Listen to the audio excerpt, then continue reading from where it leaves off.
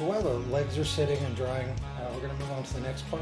As you can see, I have one large Walmart ball. This is what, $2? And one small Walmart ball. The goal is to attach them and then attach the legs.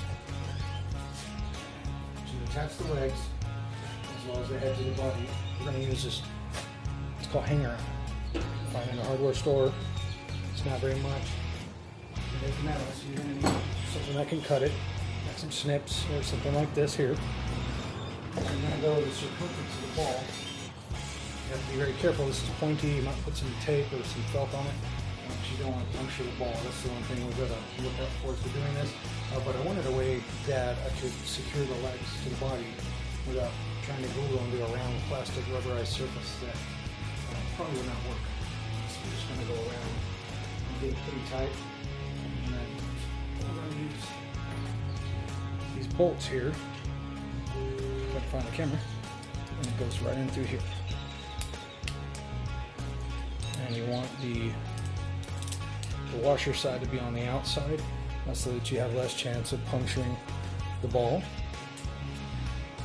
I got some wing nuts because I knew it would be hard to get in there, so you'll be able to just put it on.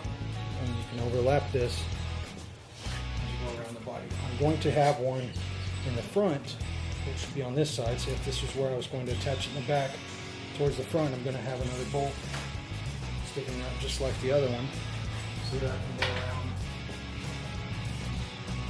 small piece here to attach the head to the body. That's the next step. I'm going to work on that and I'll be right back. So the legs have dried. I've taken them out into the backyard and spray painted them black on one side. I'm going to let them dry so I can flip them over and do the other. I'm not painting the brackets that I'm going to use to attach them to the body. I can cover that up or dab them if I need to. I need to make sure that they don't stick or that it is not difficult to get them on because I'm going to have very limited space to work with. What I want to do next is take my Walmart fake fur fabric and drape over the ball so I can identify where I need to make incisions to cut to allow the attaching of the head and the legs. And yes, it looks like a Wookiee scalp or Game of Thrones or something.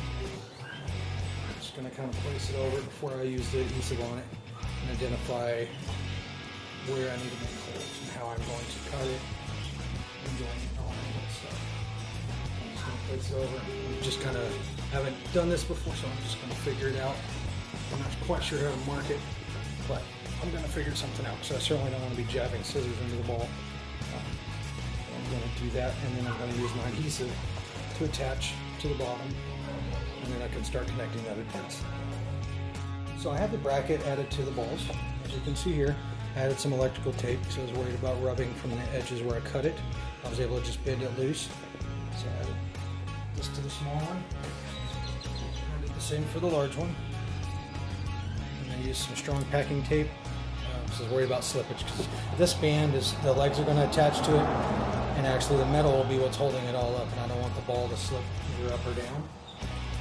I'm going to add the fur parts to the big ball, and then I'm going to attach the head because I'm going to have to cut holes into the fur to make room to attach the legs and the head.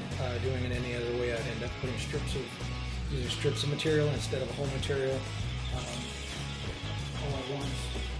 And it wouldn't work with that, so I want to cover the entirety of it and then have holes for the legs and the head and secure the liquid stitch agent that I have so it looks more realistic.